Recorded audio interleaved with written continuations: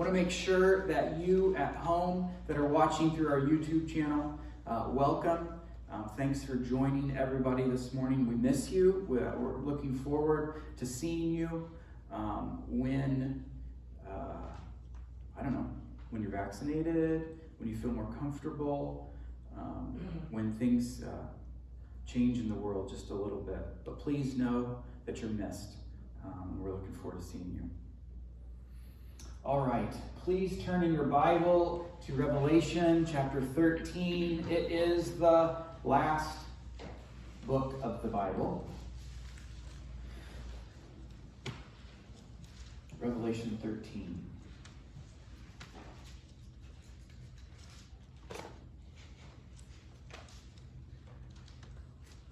Hey, does anybody know what the word complicit means?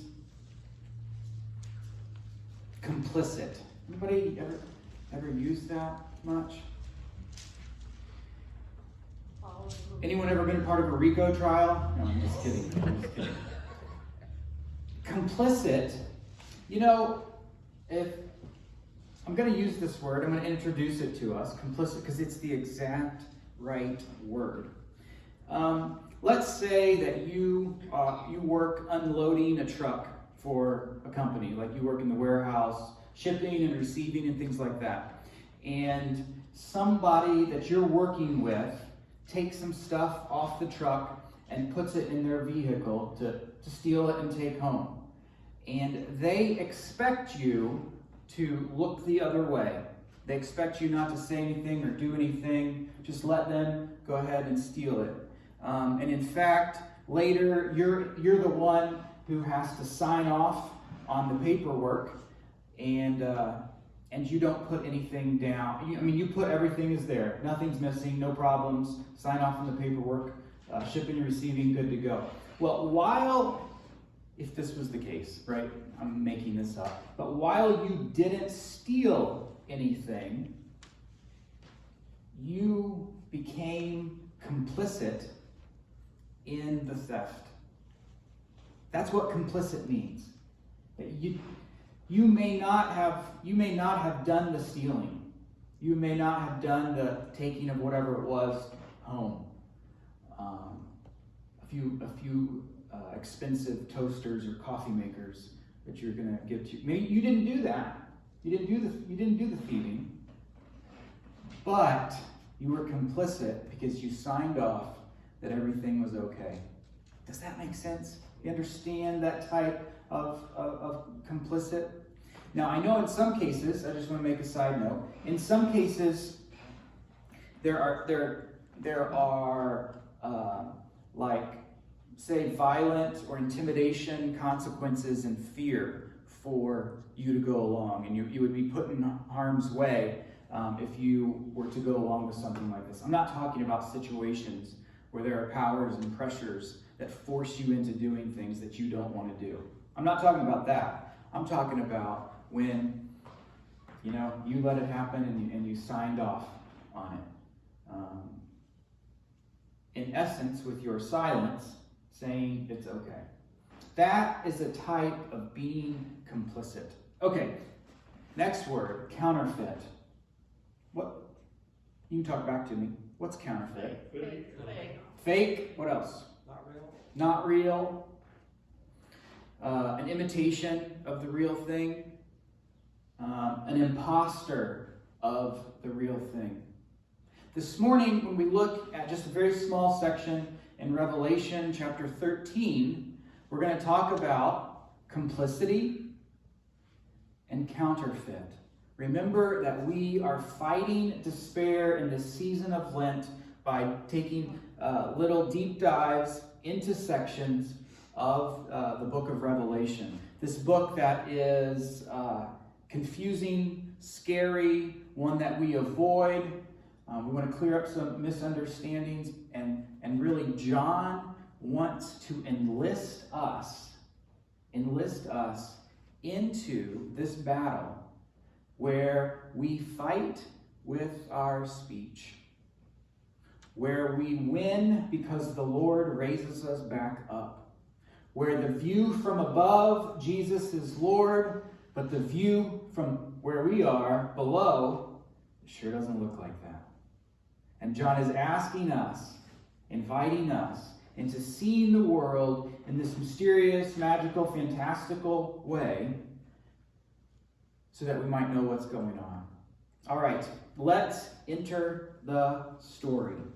In chapter 13, there are two beasts. There's a beast out of the sea, and there's a beast out of the earth. You know, we're going to, in chapter 13, we're going to get to the mark of the beast. That's where, I mean, if you don't even go to church, if you've not been raised in the church, certainly at some point you've heard 666, right? The mark of the beast, things like that. When I was younger, and it has not stopped, people were always talking about getting a microchip or a barcode on your neck or your forehead or your hand or something like that. We're going to clear that up today. Brian, would you go to the next slide? Here is an image from the 1300s from France. And if you look on the right, there is the beast from the earth, and if the earth. And if you look on the left, there is the dragon. And the dragon, which we said was the serpent, the snake, the devil from old, the Satan, the opposition, the accuser, the opponent. The dragon, with his power, is giving the beast that same authority. And that's what's taking place right now. So John sees, in the midst of this dream, he sees two beasts. One come from the sea and one come from the land. And the dragon, or the devil, is giving these beasts, these two beasts, the power that the dragon, that the devil has been giving to wreak havoc and chaos. So what are these beasts? What are they? Well, this first one, and I'm not going to read it, but I'm going to tell you a few things. Just listen. The beast, the first one out of the sea, resembled a leopard and had feet like those of a bear and mouth like that of a lion. The dragon gave the beast his power and his throne and his great authority. That's what you see in the image there. One of the heads of the beast seemed to have a fatal wound, but the fatal wound had been healed. The whole world was astonished and followed the beast. Men worshipped the dragon, and they also worshipped the beast. Okay, let's say we're getting here into counterfeits. Who else do you know that had a fatal wound and was healed? Jesus. That's right, Jesus Christ. And so the beasts are going to mimic or become counterfeits or imposters of the real thing. And so we see that in that imagery that, well, Jesus was healed and raised from the dead. Now, the beasts have a fatal wound that was healed, right? They're trying to mimic the real thing. And what do they want and what do they accept? Worship. The dragon, the devil, wants to be worshipped, right? The beasts, whatever they are, we haven't said yet, whatever those beasts are, they also want to be worshipped. But however, who is the only being worthy, really, of our worship? To say, holy, holy, holy. Who? Jesus. Yeah. Father, Son, Holy Spirit. 1 and 3, 3 and 1. That being is the Creator. And in the devil's rebellion against the rule of God, which we have now become participants, which we now have become complicit with him, joining in that rebellion against God, right? And I'm I'm not necessarily talking about this concept of when you're younger and older folks say, oh, that kid is really rebellious. That's not what I mean. I'm talking about this cosmic battle where we, can, as a group, as a society, as people, when we get together, we want to join and form things that institute our rule rather than instituting God's rule. Does that make sense? We've become complicit with the serpent. So the serpent gives that authority to the beast. The beast was given power to make war against the saints and to conquer them. Keep that in your mind. War against the saints and to conquer them. And he was given authority over every tribe, people, language, and nation. Wait a minute. Who's the gospel for? Every tribe, language, people, and nation. Okay, now we've got a counterfeit. We've got this thing that is setting, this beast that is setting itself up to be the ruler. Instead of being stewards of God's creation, this beast that grows up out of the sea or out of the land, which just basically means everywhere, out of the sea, everywhere, out of the created order, out of the created world. This beast that rises up does not want to be a steward. Wants to be king. The beast wants to be king. Wants to mimic the gospel. Wants to mimic the true God. And where is it that where is it that we can be conquered? Right? If we become complicit with the serpent, and here it is, informing the beast. Because the beast of Revelation, or the two beasts of Revelation, are this image of the created world, of the animals, but who has speech and who wants worship. This beast, ready, is a human-demon hybrid. It's when we give our power over, it's that same thing we get with the shipping and receiving truck. When we sign off that everything's okay, and our coworker just stole a bunch of stuff, but we say, no, it's okay, we have become complicit in a different rule. We've become part of the beast. And if we become part of the beast, the human-demon hybrid that sets itself up against the rule of God, well, we can be conquered that way. The saints can be conquered that way. Right? We can, it's real easy to be tempted into becoming a part of the beast. To become complicit. Right? In the church, we're really good about not doing we talk about, and theoretically our practice is not doing the big sins.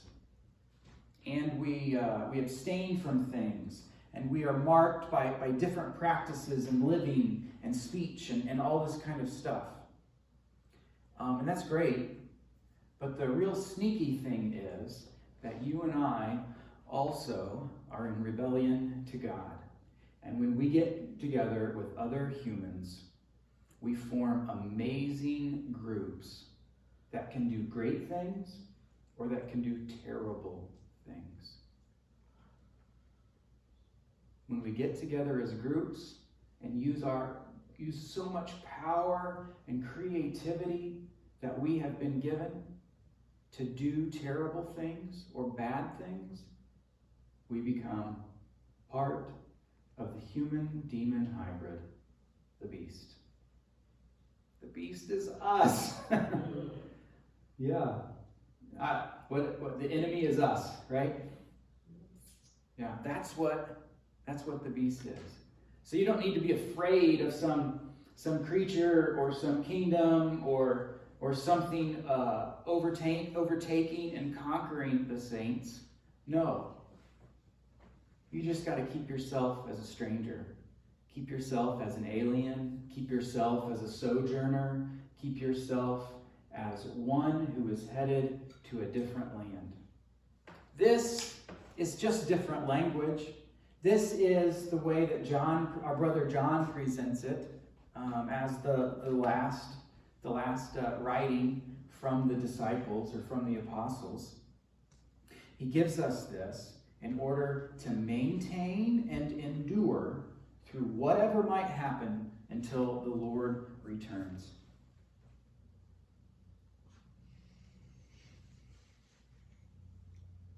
This calls for patient endurance and faithfulness on the part of the saints. Okay, this is the text that I want to look together, starting in verse 11. Then I saw another beast coming out of the earth. He had 2 horns like a lamb, but he spoke like a dragon. Pause. Who has horns like a lamb? Who's like a lamb? Jesus, that's right. Counterfeit, usurper, imposter, fake. He's like a lamb. He wants the world wants to say we're like the King Jesus. But look, the speech, but he spoke like the devil. Spoke like a dragon. He exercised all the authority of the first beast on his behalf, and made the earth and its inhabitants worship the first beast, whose fatal wound had been healed. And he performed great and miraculous signs. Who also performs great and miraculous signs? Jesus. He's an imposter. He's a fake. The second part, even causing fire to come down from heaven to earth in full view of men. Do you remember in the Old Testament who was able to call fire down from heaven? So much so that it burned up an altar of water-soaked wood plus a moat or a trench filled with water. Elijah, yes. And remember, John invited us to be prophets. John invited us to be Elijahs in these in-between times. And now, when we become complicit with the beast, where we look good, but we speak like the devil, now the beast, this human-demon hybrid that's an imposter, is also trying to act like an Elijah, is also trying to act like a prophet. Verse 14, because of the signs he was given power to do on behalf of the first beast, he deceived the inhabitants of the earth. He ordered them to set up an image in honor of the beast who was wounded by the sword and yet lived. He was given power to give breath to the image of the first beast, so that it could speak and cause all who refused to worship the image to be killed. 2 things are going on here. Don't get confused. Let me ask you, who else gives breath to its image? Where else is breath given to where else is a creator giving breath to the creator's image? Yes, in Genesis. That's exactly right.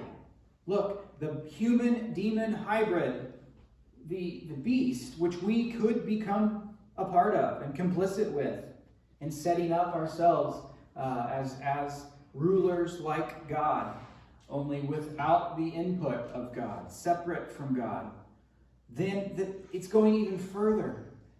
The beast wants to think that it is self-made, that it is self-created, that it pulls itself up by its own bootstraps. It does not need the Lord. It does not need others. In fact, it will go so far to present itself as the creator of all that it is. And isn't that what we do when we look at our lives and think that we have progressed so far that the people before us didn't know that much? Isn't that what we do? We look at our parents, our grandparents, those people which we came from. We look back into history and the centuries before us, and isn't it arrogant to disregard the tradition which we come from? Isn't it arrogant to disregard that and say, no, we know everything? And that's what the beast wants. That's what we really want to do. We want to set ourselves up as independent and free and right and knowledgeable. Friends, he uses the image of the beast because we are made of the same stuff that the animals are made of.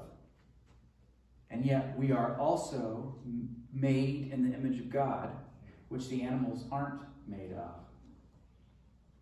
And that's John's just using different language here. He's just using different imagery to communicate his point so that we might remember.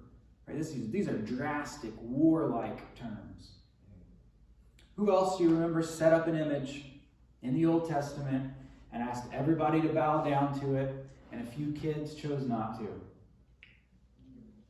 That's right, Nebuchadnezzar. Daniel, Shadrach, Meshach, and Abednego.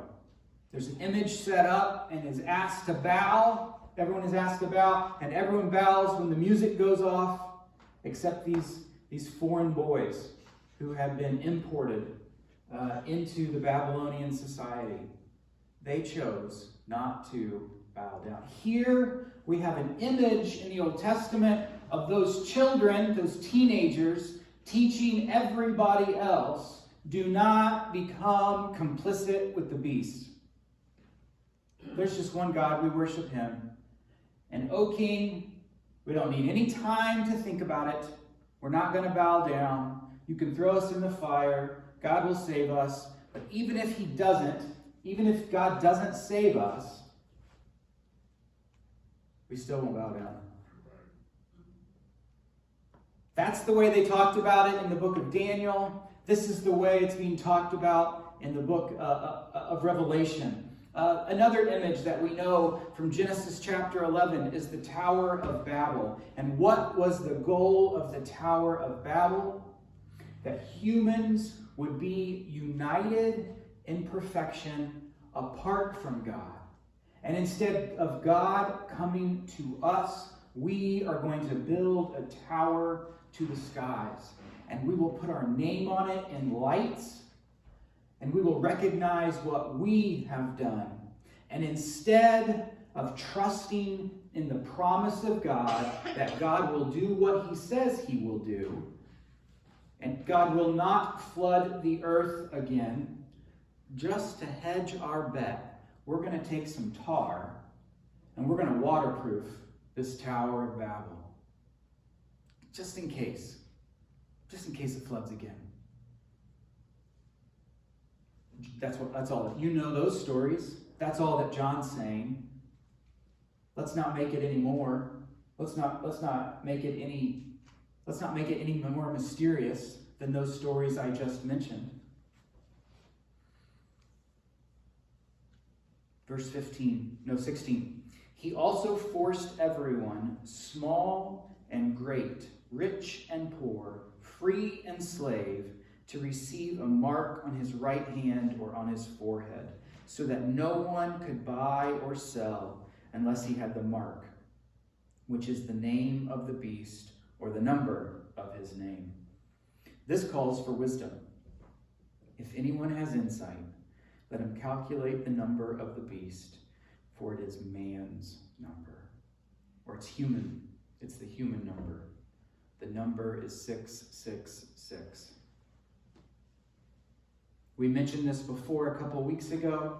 Don't get confused by old metal t-shirts that had 666 on it, or 666 painted with a pentagram underneath the bridge on the pilings. Don't get confused by those things. Don't watch any movies about the apocalypse from the 80s, right? Just cut those out. We don't need those. Who's the beast?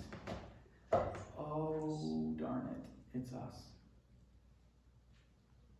And instead of who was and is to come, instead of holy, holy, holy, the beast is human, human, human. Shoot. The beast is us when we listen to the dragon, when we listen to the serpent. We can become complicit in the serpent's rebellion. Remember another couple who were complicit in the serpent's rebellion? Yeah. Yep. Just like me and you. No different.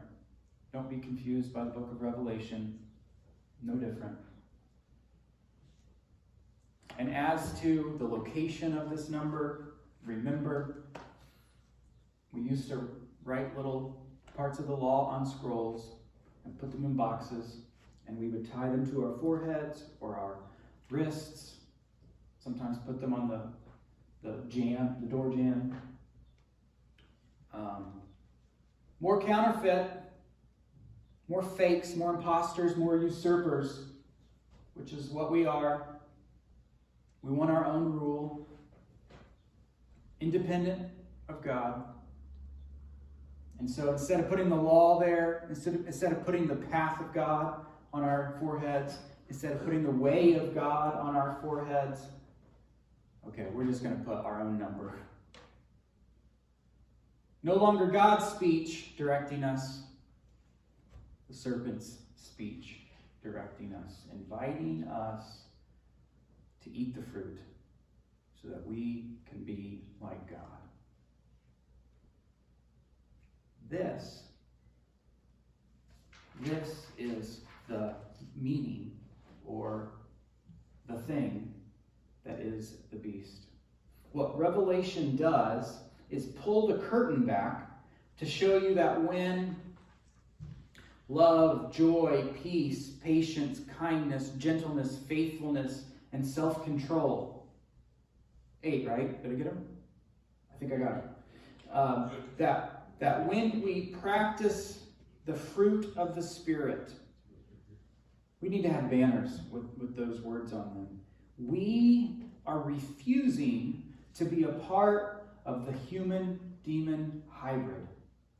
When we practice the fruit of the Spirit, let's bring it home, friends. You know the fruit of the Spirit.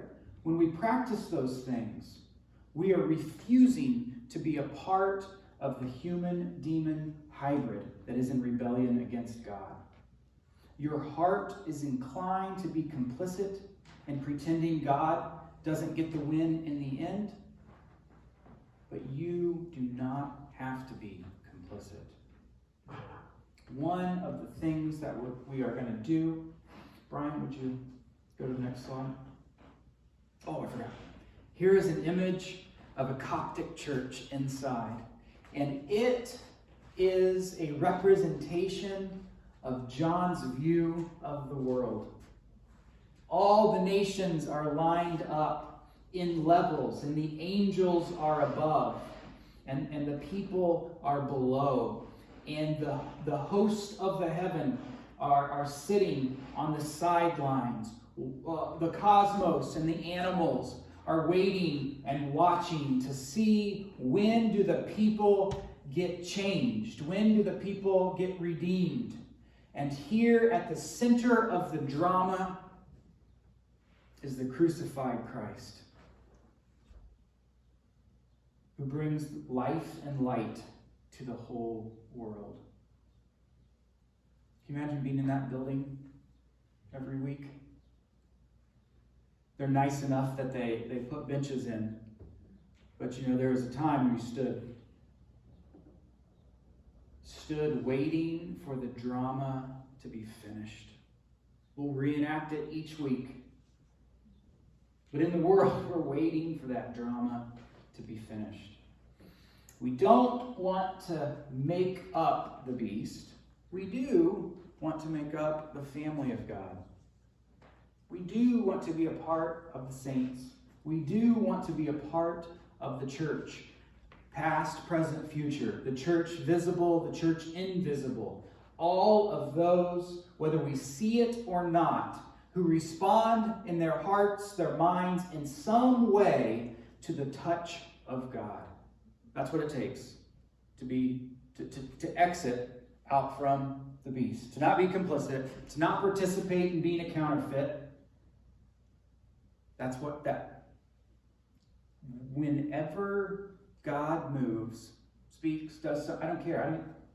There's a billion ways that he can communicate. When he communicates to you, all you've got to do is respond in some way. That's it. And then you're part of the saints. You've left the beast. You've walked out of the beast. I love that image of the drama taking place. Okay, Brian, you can go to the next one. As the saints, as the band, as those who have grabbed each other's hands and we are sticking together and enduring and riding out the in-between times, one thing that we have found successful here at Avondale is reading and studying books together. We typically do it on Tuesday afternoons. And I think we're looking for a date to restart that. And we will be masked and we will be distanced, but we will be reading a book together. And you can buy it, or if that is a problem, the church will get you a book, no problem.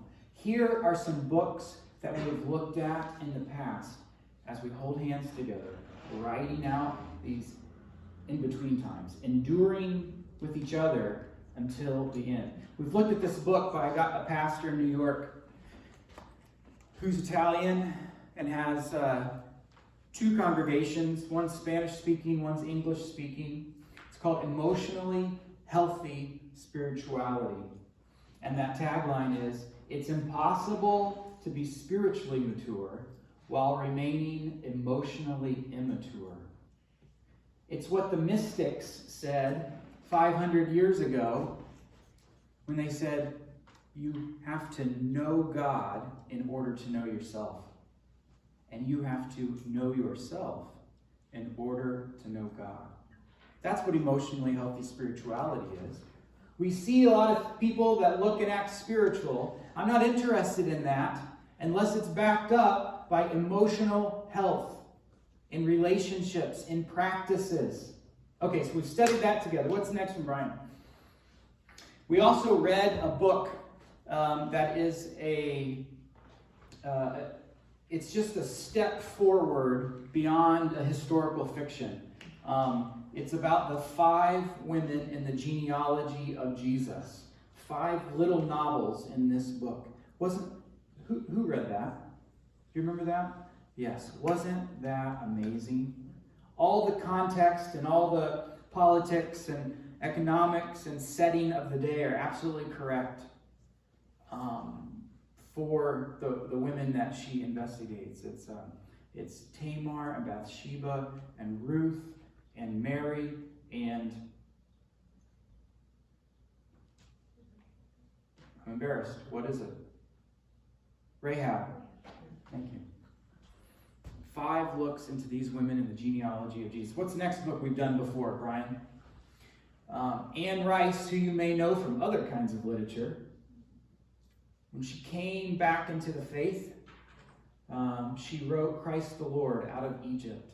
And it was also a historical fiction which looks into Jesus living abroad as a foreigner between and coming back home between the ages of 2 and 12.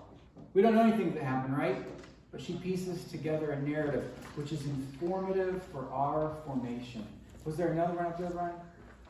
Yes. And we've read this together. It's called Toxic Charity. How churches and charities hurt those they help and how to reverse it. We've looked at toxic charity together. These are some of the books that we've studied together. And actually, I've not selected a new one yet, but it will be something along these lines. And I want to invite you to start thinking about your Tuesday afternoons.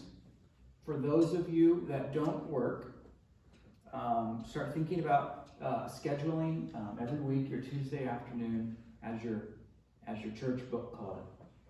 For those who do work, we'll be looking for something in evenings that doesn't disrupt family, the pressures of work, other commitments. Are we cool? On the same page? All right. Let's stand and sing.